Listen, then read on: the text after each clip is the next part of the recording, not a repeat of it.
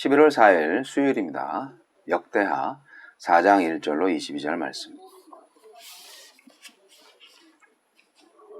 솔로몬이 또 노수로 제단을 만들었으니 길이가 20규빗이요 너비가 20규빗이요 높이가 10규빗이며 또 노수를 부어 바다를 만들었으니 지름이 10규빗이요 그 모양이 둥글며 그 높이는 5규빗이요 주위는 30규빗 길이의 줄을 두를만 하며 그 가장자리 아래에는 돌아가며 소 형상이 있는데 각 규빗에 소가 10마리씩 있어서 바다 주위에 둘렀으니 그 소는 바다를 부어 만들 때에 두 줄로 부어 만들었으며 그 바다를 노스의 황소 12마리가 바쳤으니 3마리는 북쪽을 향하였고 3마리는 서쪽을 향하였고 3마리는 남쪽을 향하였고 3마리는 동쪽을 향하였으며 바다를 그 위에 놓았고 소의 엉덩이는 다 안으로 향하였으며 바다의 두께는 한 손 너비만 하고 그 둘레는 잔 둘레와 같이 백합화의 모양으로 만들었으니 그 바다에는 3000밭을 담겠으며 또 물두멍 10개를 만들어 5개는 오른쪽에 두고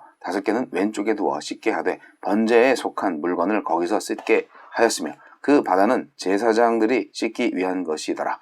또 규례대로 금으로 등잔대 10개를 만들어 내전 안에 두었으니 왼쪽에 5개, 오른쪽에 5개이며 또 상 10개를 만들어 내전 안에 두었으니 왼쪽에 5개, 오른쪽에 5개이며 또 금으로 대접 100개를 만들었고 또 제사장의 뜰과 큰 뜰과 뜰 문을 만들고 그 문짝에 노수를 입혔고 그 바다는 성전 오른쪽 동남방에 두었더라.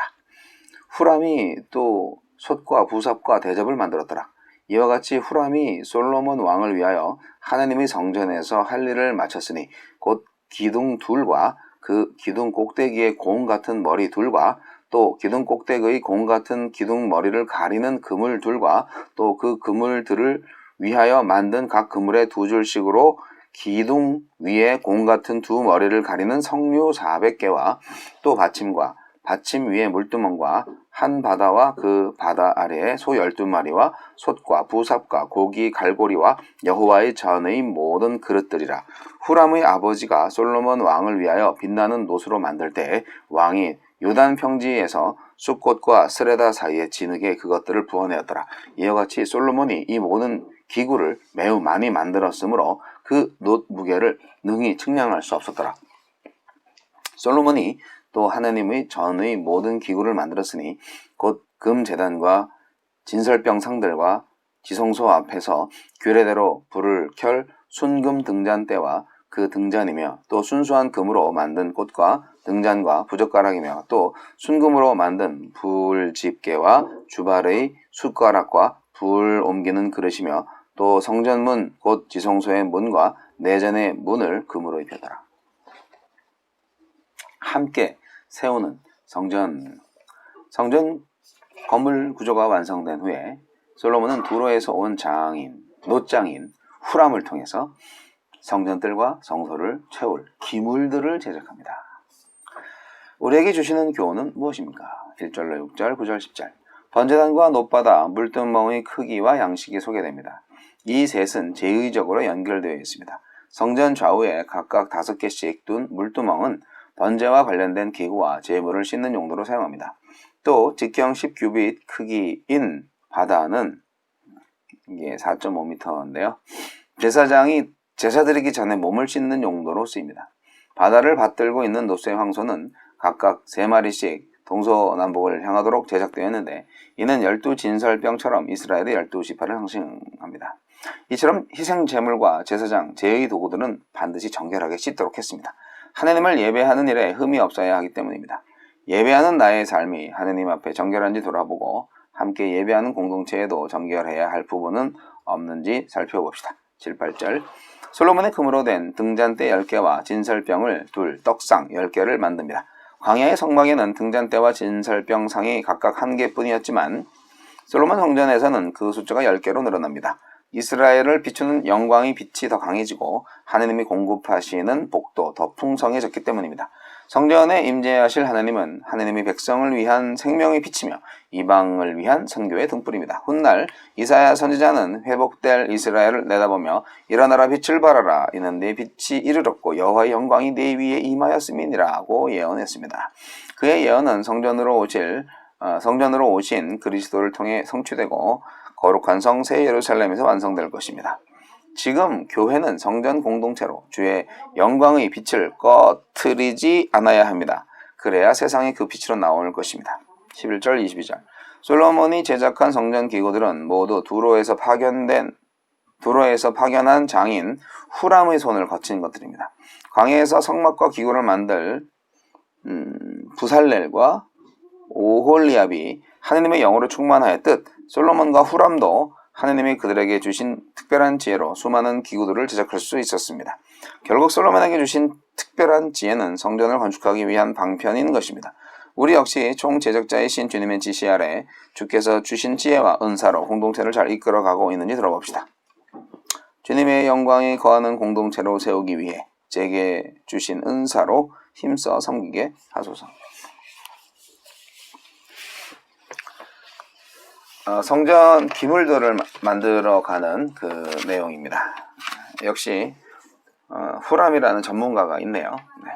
성전 안에서 쓸 여러 가지 기구들.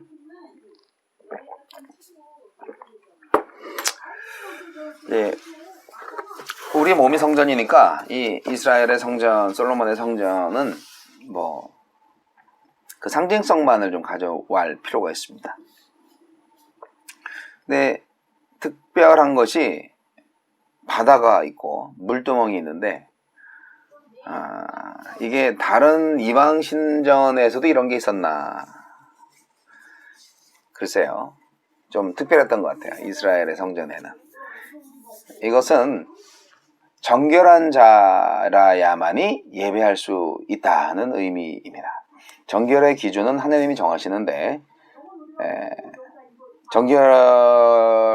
얼마나 정결해야 되나요? 얼마나 씻어야 되나요?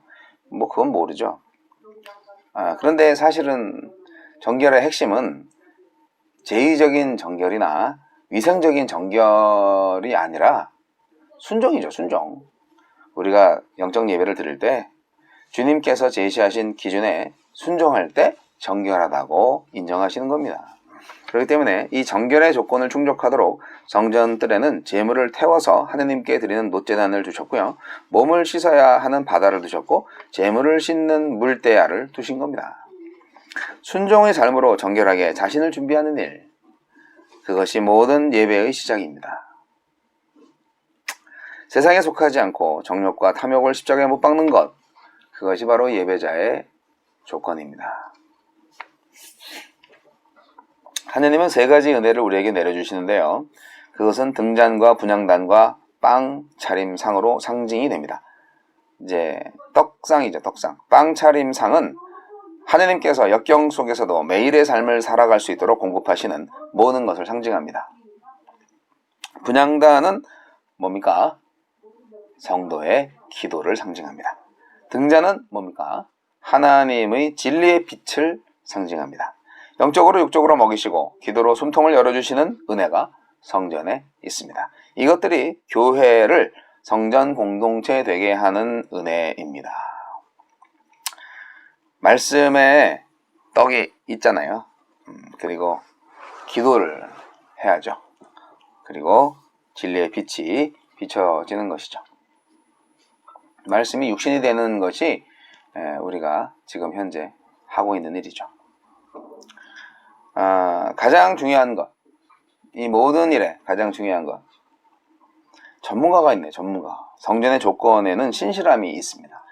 후람이라는 사람이 완벽한 기술자예요. 성전이 완공되도록 기술을 제공했죠. 그는 성전 안에 필요한 각종 정교한 기구들을 제작하는 일을 끝내줍니다. 네, 그냥 딱 잘 맞췄습니다. 솥과 부삽과 대접, 기둥, 바다와 물두멍, 바다 아래의 소 12마리를 다 만들었어요. 이것들은 놋을 재료로 만들어야 하는 아주 정교하고 고된 일이었을 겁니다. 놋을 얼마나 사용했는지 전혀 측량을 못한다잖아요. 예, 거기에 쓰인 놋의 무게를 측량할 수 없었다고 하니까 이게 참 후람이라는 사람이 얼마나 큰 기여를 했는지 알 수 있습니다. 오늘 우리의 사람 성전이 지어지는 데에는 사람들의 노력이 필요 없을까요? 한 사람, 한 인생이 만들어지기까지 얼마나 많은 사람들이 고생하는데요. 그렇습니다. 오늘 우리의 사람 성전이 지어지는데도 정말 많은 사람들의 헌신과 열정 그리고 끝까지 감당해내는 신실함이 요구되지 않을까요? 전문적인 좀 그런 게 좀 필요합니다. 우리는 이 모든 일들을 바로 하나님의 나라를 위해서, 하나님의 나라를 세우기 위해서 신실하게 해야 할 필요가 있습니다. 우리는 하나님의 나라를 세우기 위해서 부름받은 사람들입니다. 성전 안에 있는 많은 그 기물들이 용도에 맞게 제작된 것처럼 우리도 용도에 맞게 기능을 가질 수 있어야 됩니다. 성전이 완공되고 기물 제작과 내부 공사가 완료되었어요. 오늘 본문 말씀 가운데에서. 정말 멋지죠? 장엄하게 빛나는 성전. 다윗과 솔로몬을 비롯해서 백성들과 이방 일꾼들이 드린 정성과 헌신의 온전한 표현. 참 가슴 벅찬 일입니다. 자, 그러나 오늘날에는 이것이 예배당 건축을 말하는 것은 결코 아니라는 사실 잊지 마시고, 그야말로 우리가 하나님의 나라를 위해서 각자의 자리에서 어떤 역할을 할 것인가를 부름받았다, 이렇게, 즉 모양과 용도에 맞춰서 역할을 감당해야 된다. 결국 팀 미니스트리를 해야 되는 거죠. 팀 미션을 해야 되는 거죠. 다 설교할 수 없고 다 찬양할 수 없고 그렇잖아요. 그러니까 성전 안에 막 각종 기구들이 여러 기능들이 있는 것처럼 우리 성도님들도 각자 자기가 잘하는 게 있고 하나님으로부터 받은 은사가 있어요. 그것대로 우리가 서로 모여서 성실하게, 신실하게, 탁월한 기술을 발휘해서 잘 감당하면 멋진 교회가 되지 않겠습니까? 그리고 교회 일은 아끼지 마셔야죠. 네, 측량할 수 없을 정도로 금을 쓰고 놋을 썼어요. 하나님의 일은 정말 풍성하게, 아니 불집게까지도 금을 사용했다는, 너무 과소비 아닌가? 글쎄요. 하나님을 찬양하는 일이잖아요. 하나님을 예배하는 일이잖아요. 금을 어디다 써야 되는데요? 하나님을 예배하는 일에 가장 귀한 것 써야죠. 하나님의 나라를 세우기 위해서 저와 여러분은 어떤 성전의 기구가 될까요?